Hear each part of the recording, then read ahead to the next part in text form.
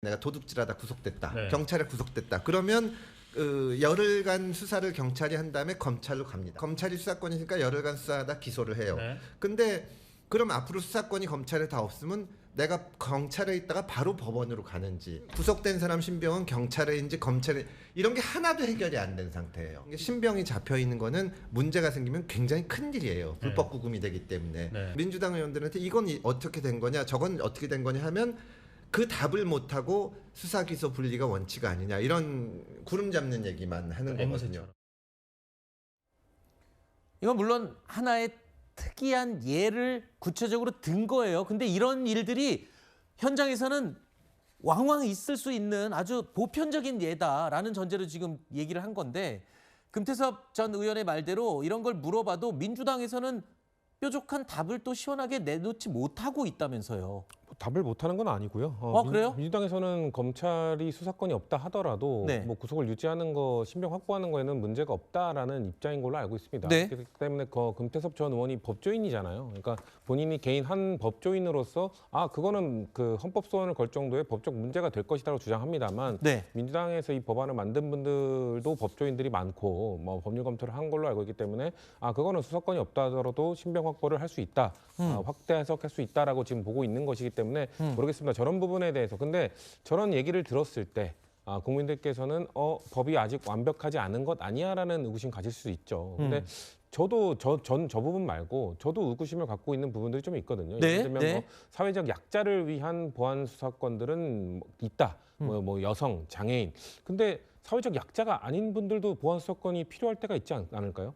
뭐 남성이라든지 아니면 네. 엘리트층이라든지 이런 사람들도 검찰의 부패함, 검찰의 비리 때문에 이러한 사람들에 대한 수사가 제대로 이루어지지 않을 수도 있잖아요.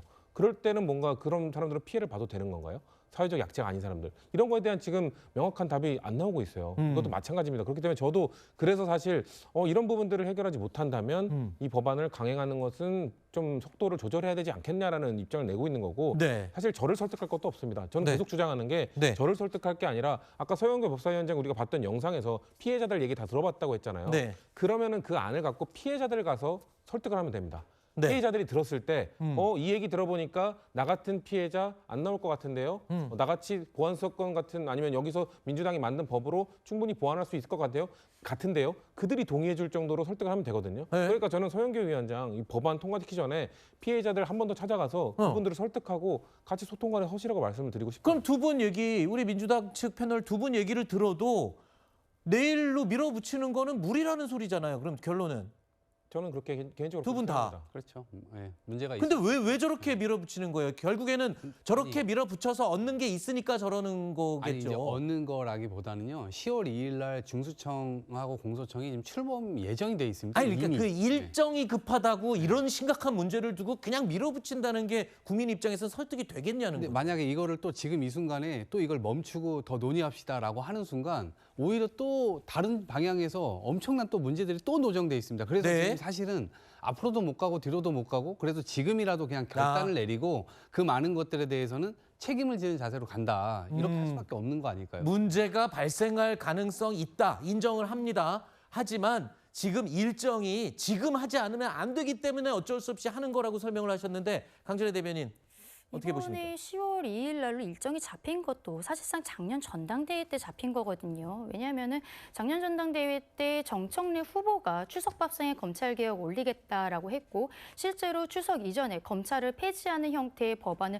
통과시켰기 때문에 이번 10월 2일에 검찰이라는 것이 역사 속으로 사라지게 되는 것입니다.